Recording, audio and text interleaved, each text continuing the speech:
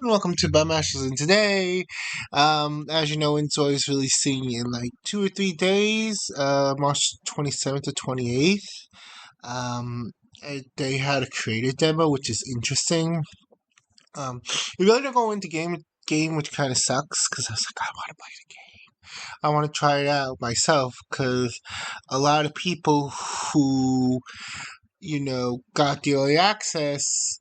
They're hyped up, but I want to try it myself. And I saw Satron Sims, and his content, when he did it, looked kind of empty, like some jobs and stuff, like very Sims 3-ish in the day it came out, but whatever. Um, yeah, that was a long intro.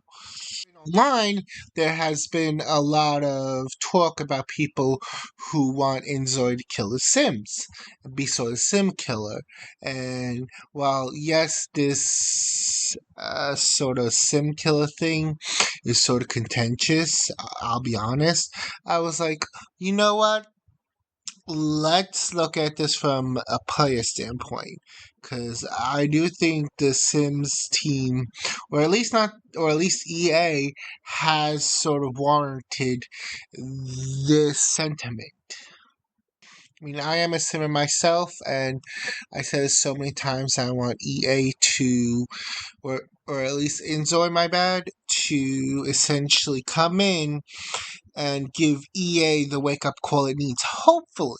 I mean, it seems like they are, but they're too late to the party because they have this. EA started this thing where they have a bug fix team, but they're too late in the game because right now, sort of The Sims 4 is really just a whole messy game of Jenga.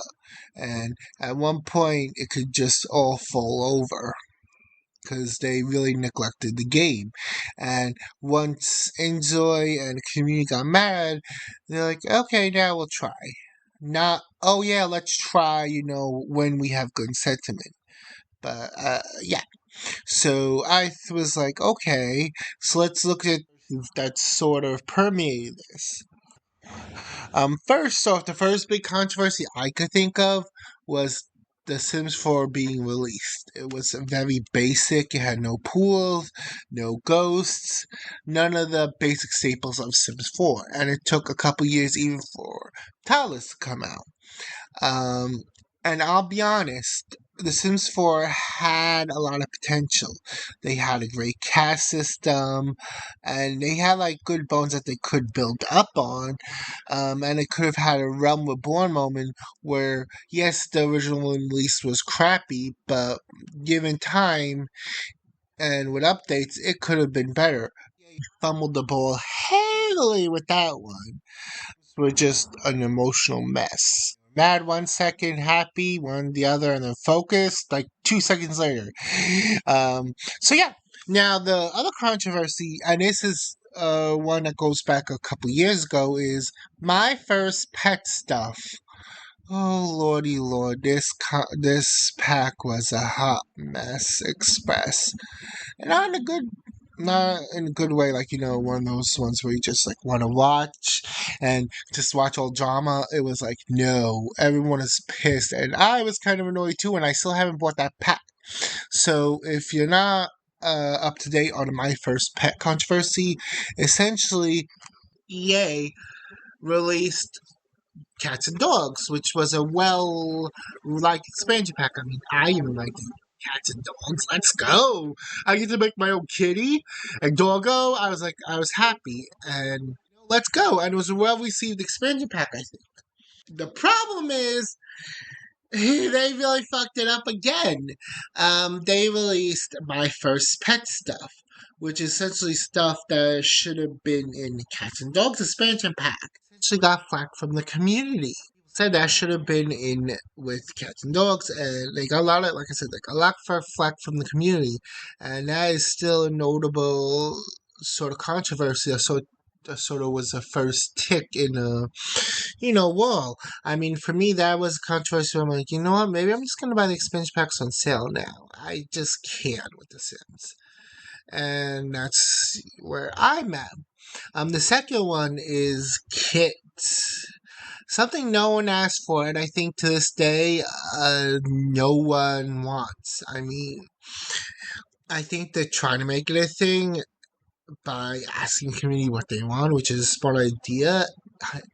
But I think most people, like myself, and sort of the overall sentiment is, you know what? Let's not with the kids. Let's fix the game. And you see that a lot of times in a lot of the comments when they talk about the kits that they're releasing. I mean, I'll be honest, the only kit I bought was the Pastel Pop because I like Plumbella's content, and plus, it's pink. Like, it's different. It's for the price they're releasing the kits at the end of the day, it doesn't seem that much, but it's like they're doing it every so often. That's like, you know what? I'm better off getting custom content from The Sims Resource, CurseForge, and all those other places to, add new stuff to my game. And that's sort of where my awakening of being a custom content hoarder came from. Because at that point, it's like, yeah, I get you gotta support the devs and stuff, but it's getting to the point where EA is nickeling and diming the players. Which is nothing new, but it's really annoying. And then there's the shopping cart update. Oh, Lord. Oh, Lordy Lord, help us with this one, please. I don't know what made EA in the right mind was like, oh yeah, you know it'd be great. Let's put a shopping cart while everyone's playing a game. That's annoying and flashes every second. Granted, I don't know if it flashes anymore. I know when it first came out, there were a lot of people. This is very distracting and stuff, and we don't want a shopping cart. It was flashing every second. I'll be honest, I have a mod that gets rid of the shopping cart, and I have also another mod. It's called Better Expectation Mods, and like, oh yeah, the shopping cart's causing problems with the game, and I'm like, I'd rather fucking break my game than have to deal with that fucking shopping cart. It's fucking annoying, and I don't like it. I'll be honest, you already have ads when you log in for the games. You know, the home screen when you like, oh yeah, let's go play a sim. Then while you play the game, it's more intrusive and annoying. It's just not fun. Granted, this is from the seal that said making fun games is hard. Okay, Linda. And then the second thing is, let's go back to what I was saying about the game being so gosh dang broke. I mean, every update breaks your game, and some updates had some heinous effects, like family relation. Ugh. And another one that made the kids look like they were fraggers. I can't even believe I'm saying this, but the fact that the game's so broke, it needs the updates. And then on top of the updates, they rush out packs so fast that they need to update them to fix them, and some of them aren't even fixed. I mean, my wedding stuff is quote unquote fixed. I really haven't tried the my wedding stuff. I'm not risking it. The full rent expansion pack I heard is still broke, and the business hobbies had to take at least, let's see, 3 packs so far just to get it right, and that's interrupting people who, play with mods and stuff. And I really can't blame the modders on this, especially when EA is essentially releasing a half-finished product and charging like $640 for it.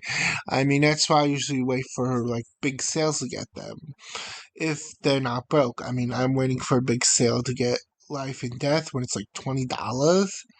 I mean, I know it'll be a long wait, but I'll probably get it. And I want to get the Horse Ranch next time it goes on sale. But I'm usually waiting on sale now. I'm just like, I can't with full price. Like $40 for a half-assed expansion pack is a lot of money to actually ask someone to invest in. I am, especially with the bad track record. It's like, oh, it's not, oh, this one expansion pack was really bad, but the other ones were good. That does happen sometimes. It's no, every single one is bad. Like, where's the freaking standards, y'all? That's what we need to talk about. Is so the standards are set low with The Sims. really bad content cycle. And I agree with not Malcolm is any other community would just roast EA at this point. And I get like, hey, not attacking the DE gurus unless they say something that really warrants it, like attacking the players or something. But even then, I would just be like, yeah, maybe not. Because they're probably under a lot of stress from EA and stuff. Because Andrew Wilson seems like a real I don't give a fuck Chad. Like, he really doesn't give a fuck. But yeah, so I would hold EA accountable, and that's sort of it. But also, on top of the, you know, just the state of the game where it's, it's in a hot mess express just because they, like I said, they keep adding expansion packs, is sort of like a game of Jenga. You know how much they want to charge for this, which I think is so flabbergasting and just highway robbery. And this is according to the Gamer, and this was in March 20th, 2023, so it's probably more now. But in order to, buy the full game, get all expansion packs and stuff, it is around, and kids too, it's around $1,000, $1,064.45 USD.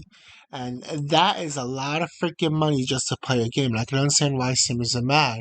Because the base game is meh game, I'll be honest. It's really And that's so if you buy the expansion packs, it's a lot of money, especially all of them.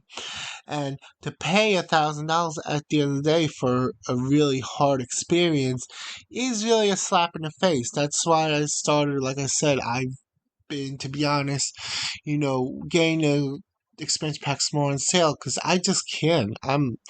The bar is set low with EA, and I can understand why simmers, like I said before, it's contentious argument or statement, but at the end of the day, I can understand why simmers are pissed and why they want inzoi to just knock the Sims out. But anyways, happy gaming, stay hydrated, like, subscribe, follow if you like this content. Anyways, take care.